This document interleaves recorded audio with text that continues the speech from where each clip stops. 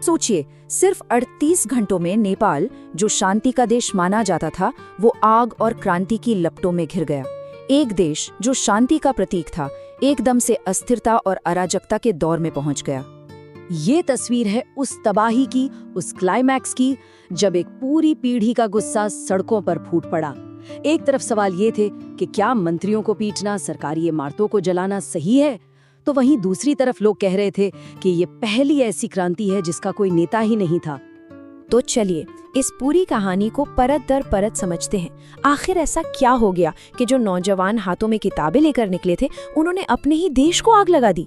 कैसे एक शांतिपूर्ण प्रदर्शन इतना भयानक हो गया? सबसे पहले ये देखते हैं कि इस क्रांति के बाद हुआ क्या। मंजर कैसा था? मतलब सरकारी इमारतें जल रही थीं, मंत्रियों पर खुलेआम हमले हो रहे थे, पूरा देश एक गहरे सदमे में था। और तबाही का आलम कुछ ऐसा था कि कोई सोच भी नहीं सकता था। संसद, प्रधानमंत्री का घर, सुप्रीम कोर्ट तक सब कुछ आग के हवाले कर दिया गया। एक पूर्व प्रधानमंत्री की पत्नी की मौत हो गई और देश के फाइनेंस मिनिस्टर को सड़क पर दौड़ा दौड़ा कर पीटा गया। एयरपोर्ट बंद, ट्रांसपोर्ट ठप और देश को अरबों का नुकसान। हालात इतने बिगड़ गए कि आखिर में सेना को कमान संभालनी पड़ी। तो अब सवाल ये है कि ये सब शुरू कैसे हुआ? चलिए कहानी की शुरुआत में चलते हैं। ये सब शुरू हुआ सरकार के बस एक फैसले से, जो इस पूरे बवाल की पहली चिंगारी बना।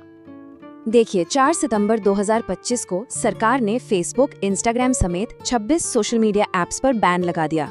इसके बाद क्या हुआ? अगले कुछ दिन स्कूल यूनिफॉर्म में बच्चे हाथों में किताबें लेकर बिल्कुल शांति से प्रदर्शन करते रहे। लेकिन फिर आई 8 सितंबर की तारीख और उस दिन सब कुछ बदल गया। लेकिन एक बात समझनी होगी, ये सोशल मीडिया बैन तो बस एक चिंगारी थी। असली आग तो कहीं और लगी हुई थी। देश के लोगों के मन में जो गुस्सा था, उसकी जड़ें बहुत गहरी थीं। सालों से कई मुद्दे सुलग रहे थे, जैसे कि करप्शन। नेपाल को साउथ एशिया का सबसे भ्रष्ट देश कहा जा रहा था। भाई भतीजावाद का आलम ये था कि सोशल मीडिया पर #नेपोकिड्स और #नेपोबेबीज जैसे हैशटैग्स ट्रेंड कर रहे थे। बेरोजगारी इतनी ज्यादा थी कि नौजवान देश छोड़ने पर मजबूर थी। और सबसे बड़ी बात, 56% युवाओं को ये लग रहा था कि उनके टैक्स के पैसे से नेता और उनके बच्चे ऐश कर रहे हैं। और ये सिर्फ कहने की बातें नहीं थीं। करप्शन का स्केल देखिए, हजारों करोड़ के घोटाले एक के बाद एक सामने आ रहे थे। इन घोटालों ने जनता के गुस्से को और भड़का दिया और सरकार पर जो थोड़ा बहुत भरोसा बचा था, वो भी खत्म हो गया।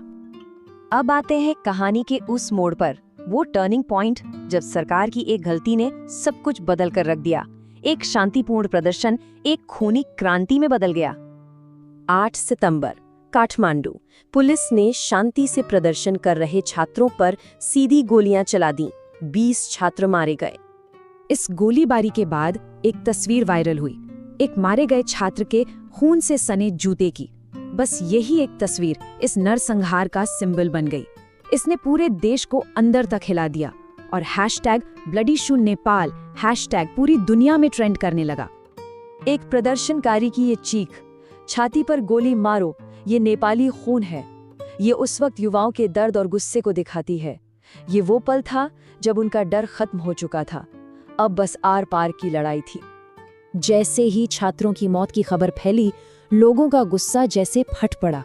अब ये कोई विरोध प्रदर्शन नहीं था, ये एक क्रांति थी, एक हिंसक क्रांति। और ये बदलाव कितना बड़ा था वो आप यहाँ देख सकते हैं। जहाँ पहले हाथों में किताबें और तख्तियां थीं, वहाँ अब मंत्रियों पर हमले हो रहे थे। जहाँ पहले स्कूल यूनिफॉर्म में बच्चे नारे लगा रहे थे, वहाँ अब टीवी स्टेशन और संसद भवन जलाए जा रहे थे। शांतिपूर्ण प्रदर्शन एक खूनी क्रांति बन चुका था। प्रधानमंत्री ओली ने पहले तो इस्तीफा देने से साफ मना कर दिया, लेकिन जब भीड़ ने उनके घर पर ही हमला बोल दिया तो उन्हें हेलीकॉप्टर से देश छोड़कर भागना पड़ा। उनके भागते ही एक एक करके बाकी मंत्रियों ने भी इस्तीफा देना शुरू कर दिया और सिर्फ 38 घंटों में पूरी सरकार गिर गई। तो आखिर में सवाल यही बचता है, इस पूरी तबाही का जिम्मेदार कौन है? वो जेनजी, वो युवा पीढ़ी जिसने पूरी सत्ता को हिलाकर रख दिया, या फिर वो नेता जिन्होंने उन्हें इस कगार पर लाकर खड़ा कर दिया? और सबसे बड़ा सवाल, अब यहाँ से नेपाल का भविष्य किस ओर जाएगा? ये एक ऐसा सवाल है जो हम सबको सोचने पर मजबूर करता है।